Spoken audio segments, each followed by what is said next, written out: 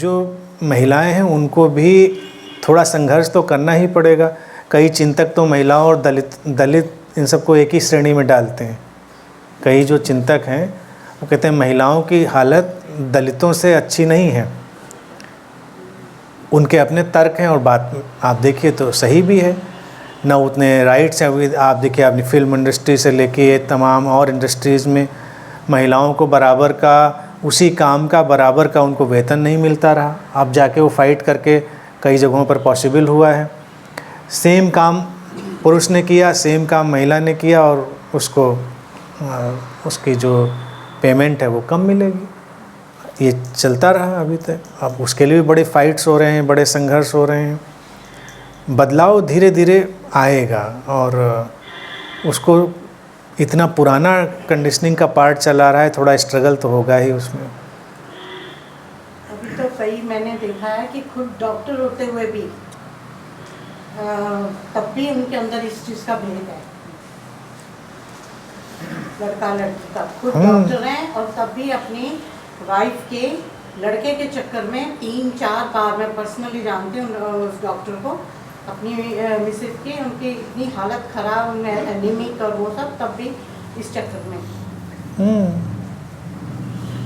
क्योंकि सिर्फ डिग्री लेने से कुछ नहीं होता ना। डिग्री लेके डॉक्टर बनने से क्या, सोच तो वही है। वही चीज़ पढ़ने लिखने से भी कंडीशनिंग नहीं बदलती है ना। वो तो पढ़े लिखे लोगों में, जिन स्टेट्स में भी रेशियो गिरा है वहाँ ये सारे काम गैर पढ़े लिखे लोग थोड़े ही कर रहे हैं। चीज़ों के लिए भी देखिए ये जो स्पिरिचुअल सिनेरियो है ये भी लिबरेशन के लिए काफ़ी, मैं समझता हूँ, हेल्प करेगा। रिलीजियस सिनेरियो जो अभी तक का ट्रेडिशनल रहा है उसने भी महिलाओं के लिए कोई बेनिफिट नहीं दिया। उसने भी उनकी कंडीशनिंग में इजाफा ही किया और कभी भी कोई क्वेश्चन नहीं रेज किया तमाम चीज़ों पर।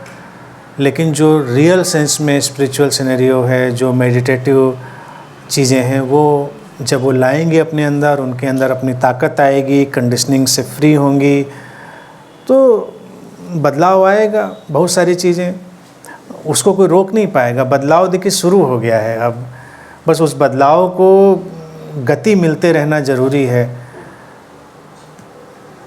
यही एक इस समय का काम है। तमाम देखिए पुराना लिटरेचर, पुराने उसमें चीज़ें हैं, उन पर महिलाओं के इतने कंडेमनेशन में, इतने निंदा में वो चीज़ें हैं, फिर भी उन पर कोई पुनर्विचार नहीं करता।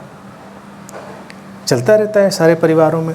तो वो कंडीशनिंग ही बना दी गई ना। वो जब धार्मिक कार्य व्यापार चलेंगे, उस तरह के धार्मिक क्रियाकांड चलेंगे, उस तरह के घरों परिवारों में, तो सब साइकोलॉजी भी समझनी चाहिए, तब जाके वो होगा।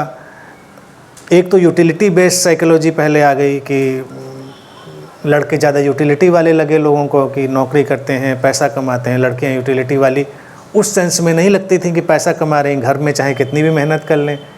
यानी कि अनऑर्गेनाइज्ड जो वो बिज़नेस कर रही हैं, प्रोफेशन कर रही हैं, जो घर परिवार में, उसकी अगर इकोनॉमिक वैल्यू निकाल लीजिए तो बहुत ज़्यादा हो जाएगी। उसको कोई आंकता नहीं था कि उसकी भी कोई इकोनॉमिक वैल्यू होती है घर संभालने की या उस चीज़ों की। ज़रूरी नहीं, मैं समझता हूँ हमेशा जॉब करने की ही ज़रूरत बहुत बड़ी ज़रूरत थी। आप घर में रहना चाहते हैं तो एक घर का क्रिएट होना भी तो बहुत बड़ी बात है। वो आसान बात तो है नहीं। आप अपने पैसे से तो घर नहीं बना लेंगे, पैदा कर लेंगे या वो सारी चीज़ें। लेकिन उनको हमने कभी उस तरह से आंका नहीं, उस फ्रेम से उन चीज़ों को नहीं देखा।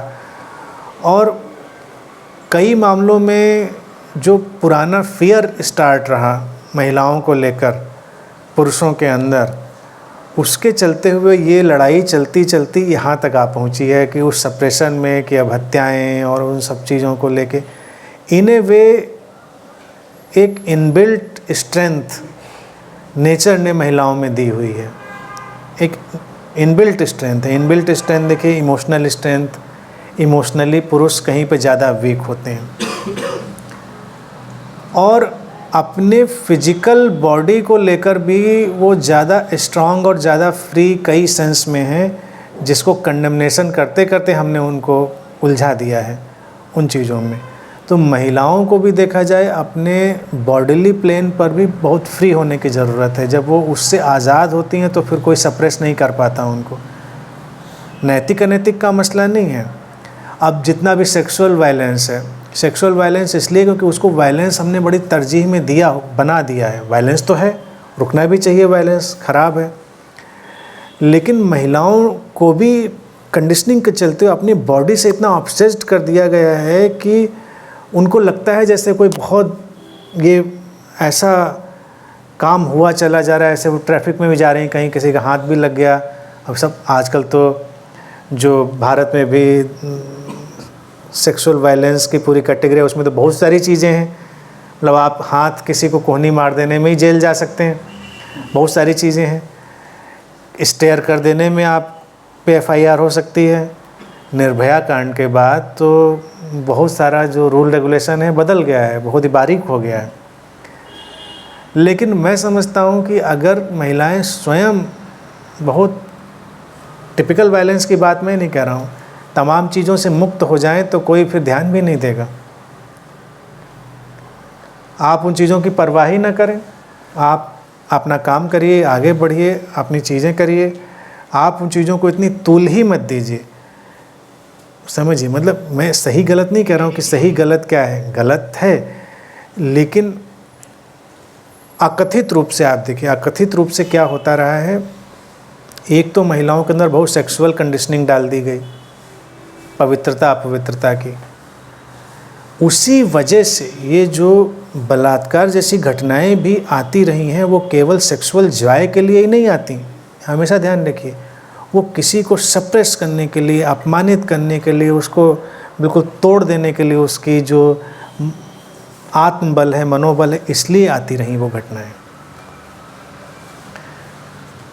अटैक होते थे पहले भी, चाहे वो बारबरिक टाइम से अटैक होते रहे हों, उनका एक ही काम होता था कि पुरुषों को कत्ल कर दो, महिलाओं का बलात्कार करो, उनको गुलाम बनाओ या उनको भी कत्ल करो। आज के टाइम में भी जब आर्मीज़ के अटैक होते हैं तो नैतिकता एक तरफ रखी रह जाती है, और तमाम जगह जो ये सब टेररिज्म से फैला हुआ है, इसीलिए उसका कोई निदान नहीं निकलता है, हल कभी निकलेगा भी नहीं। तो उसमें ये सब जो रेप जैसी घटनाएं हैं, ये ऑर्गेनाइज्ड क्राइम की तरह से आती हैं, क्योंकि उनको उस कम्युनिटी का मनोबल तोड़ना है। मनोबल तोड़ने के लिए वो उनका एक इंस्ट्रूमेंट है, वेपन है उनका, इस तरह से।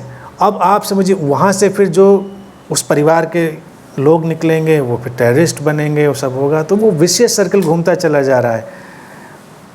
अब अगर मेरा कहना है कि सोसाइटी की कंडीशनिंग ये हो कि वो वायलेंस तो है, हिंसा तो है, लेकिन मेरा आत्मबल उससे नहीं टूटता, मैं ना मेरी कोई पवित्रता टूटती है, ना मेरा कोई मनोबल उससे प्रभावित होता है, तब कोई क्या कर लेगा।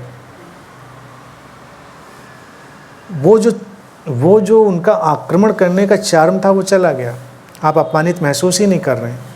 ये कंडीशनिंग अगर बदल जाए तो बहुत सारी हिंसा जो है इस तरह की सेक्सुअल वायलेंस की रुक सकती है। मतलब ये बड़ा टेढ़ा रास्ता मैं बता रहा हूँ, लेकिन एक कंडीशनिंग है कि अब एक महिला ऐसे किसी वायलेंस से गुजर जाए, वो ज़िंदगी भर अपने साइकोलॉजिकल कॉम्प्लेक्सिटीज से, अपनी तमाम तरह की उलझनों से ग्रस्त हो जाती। उसका तो टारगेट सक्सेसफुल हो गया, उसका तो लक्ष्य सफल हो गया। और एक महिला के सप्रेस होने में एक पूरा परिवार सफ़र करता है, और अगर उसमें कई महिलाएं शामिल हों तो पूरी कम्युनिटी सफ़र करती है। तो ये पूरी रणनीति रही है, मतलब युद्ध की रणनीति के तौर से ये कंडीशनिंग समाज में डाली गई है बेसिकली। और अगर महिलाएं सिर उठा के खड़ी हों, वो इन बातों को इनकार कर दें और अपने कॉन्फिडेंस से वो जीती रहें, तो आक्रमण करने वाले का तो सारा काम ही ख़त्म हो गया, आक्रमण कर ही नहीं सकता। अभी पॉइंट है, वायलेंस अपनी जगह पे है, वायलेंस तो है, लेकिन उससे आप कितने डीपली प्रभावित होंगे ये आपके ऊपर है, आप उसको कितना लेंगे चीज़ों में। और डीपली प्रभावित होने की वजह से ये चार्म, जो अटैक करने वाला उसको, इसीलिए वो चार्म, उसको लगता है इसके बाद हम आपको जहनी तौर से और हर तरह से आपको हम ब्रेक कर देंगे। एक ही कंडीशनिंग, और तमाम इससे मिलती जुलती सब कंडीशनिंग है जिनको बदला जा सकता है। घर परिवार में हम बच्चों की ट्रेनिंग दे सकते हैं जो थोड़ा रिस्पेक्टफुली जीना, बिहेव करना सीखें। वो देख के ही बड़े होते हैं। हम बाहर तो उम्मीद करते हैं, घर में ही कितने घरों में उतने रिस्पेक्टफुली वो सारा बिहेव होता है। बराबरी की बात देखिए मैं नहीं कहता, बराबर एक अलग ढंग से हैं, डिफरेंस है दोनों के व्यक्तित्व के भिन्नता के साथ उनकी अपनी अपनी डिग्निटी है, वो बनी रहनी चाहिए। बराबर का मतलब नहीं कि वो सारे वही काम दोनों जने बैठ के करें, जो वो करते हैं वही वो भी करें। प्रतिक्रिया में देखिए महिलाएं वो भी कर रही हैं। मैं तो जब आजकल भी दिखाई देता है सिनेरियो, मैंने अपने स्टूडेंट टाइम से भी देखा और अब तो मूवीज़ और स्टैंड अप कॉमेडी इन सब में आती है। लड़कियां भी खड़े होकर वैसे ही माँ बहन की गालियां बोलेंगी जैसे लड़के बोलते हैं। मतलब अब गालियां माँ बहन की तो आप अपने ही बिरादरी को ही गाली दे रहे हैं,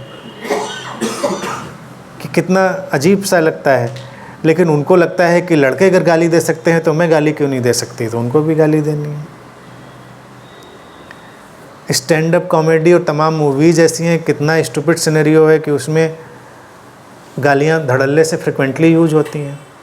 सेंसर बोर्ड तमाम चीज़ों पर कैंची लगा देगा, कहीं किसी ने किस कर लिया, कहीं कोई इंटीमेट सीन है, उस पर तो कैंची लग जाती है, गालियों पे कभी कैंची नहीं लगती। बहुत ज़्यादा ग्रूसम होती हो तो लगती हो, लेकिन ऐसे नहीं। स्टैंड अप कॉमेडी में तो तमाम ऐसा चलता है और उसका सेंस भी समझ में नहीं आता कि इसका यूज करने की ज़रूरत क्या है। अब किसी भी समाज में देखिए, इस गाली वाले पैटर्न पे कोई विरोध नहीं करता।